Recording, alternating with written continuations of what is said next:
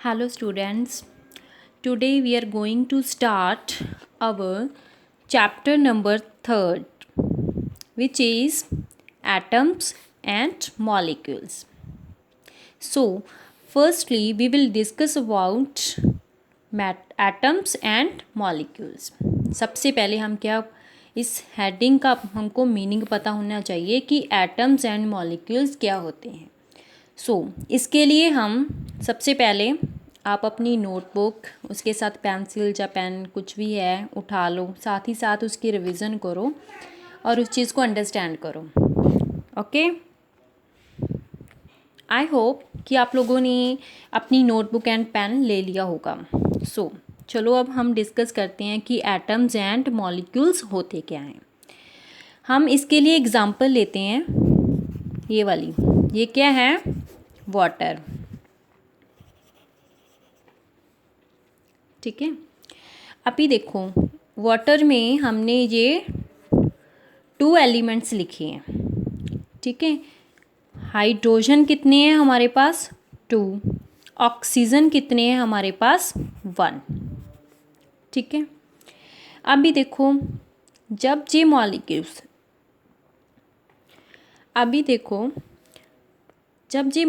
Atoms अलग अलग हैं, ठीक है, तब हम इसको बोलेंगे एटम्स। मीन्स कि अगर ये एटम सिंगल हैं, जैसे ओनली हाइड्रोजन पड़ा है, ऑक्सीजन पड़ी है, ठीक है, तो हम इनको बोलेंगे एटम्स। लेकिन जब ये एक दूसरे के साथ कंबाइन हो रहे हैं, जैसे हमारे पास यहाँ पे 2 हाइड्रोजन्स कंबाइन हो रहे हैं ऑक्सीजन के साथ, ठीक है, एक हाइड्रोजन इस साइड, एक हाइड्रोजन इस साइड। अभी इनका एक कंपाउंड बन चुका है, कॉम्बिनेशन हो गया ना इनका, तो अभी हम इसको क्या बोलेंगे, मॉलिक्यूल्स।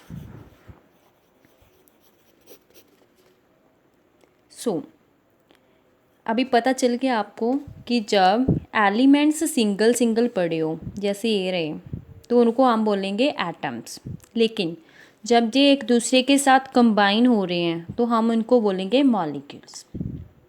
ठीक है, जो हमने देखा कि हाइड्रोजन 2 कंबाइन हो रहे हैं, उसके लिए हम पढ़ेंगे कि हमारे पास ये दोनों एलिमेंट में से, एटम में से ये वाला एलिमेंट्स जो है इसकी वैलेंसी होती है 8 और इसकी वैलेंसी होती है 1।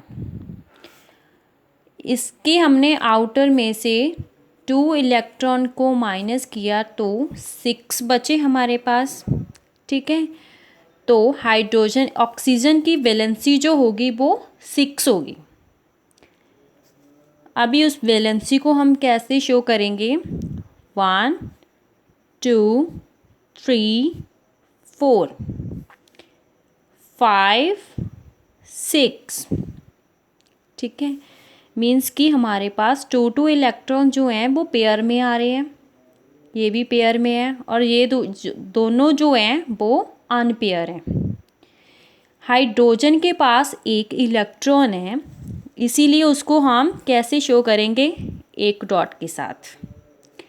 अभी ऑक्सीजन को 2 एलिमेंट चाहिए, 2 एटम्स चाहिए कॉम्बिनेशन के लिए, स्टेबिलिटी के लिए। हमारे पास हाइड्रोजन कितने हैं, 2, एक हाइड्रोजन और है, उसके पास भी 1 इलेक्ट्रॉन है, तो ये वाला इसके साथ कंबाइन कर जाएगा और ये वाला इसके साथ कंबाइन कर जाएगा, जिसके साथ हमारे पास ऐसे वाला स्ट्रक्चर बनेगा, जिसको हम ऐसे लिखते हैं। अभी इसकी और एग्जाम्पल्स, उनकी वैलेंसी, वो सब कुछ आप क्लास 10th में डिटेल में पढ़ोगे। ओके, इस चीज़ से हमने यही क्लियर करना था कि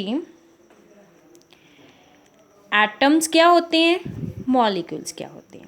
आई होप अभी आपको समझ आ चुका होगा कि एटम्स जो होते हैं जैसे हाइड्रोजन है, ऑक्सीजन है, कार्बन है, नाइट्रोजन है, बहुत सारे एलिमेंट्स है, 114 इतने एलिमेंट्स हमारे पास डिस्कवर्ड हैं। अभी जब आप क्लास 10th में होगे ना तो आप इसका पीरियोडिक टेबल देखोगे, उसमें आप इनके इलेक्ट्रॉनिक कन्फिग्रेशन, इलेक्ट्रॉनिक नंबर, मास सब कुछ पढ़ोगे आप। अभी आपको सिंपल पता होना चाहिए ये क्या है, सिंपली एटम्स हैं, इनकी कंबाइंड फॉर्म क्या हो जाएगी, मॉलिक्यूल्स हो गई। ठीक है, so now we will start our chapter. Ancient Indian and Greek philosophers have always wondered about the unknown and unseen form of matter. Means कि जो हमारे पुराने इंडियन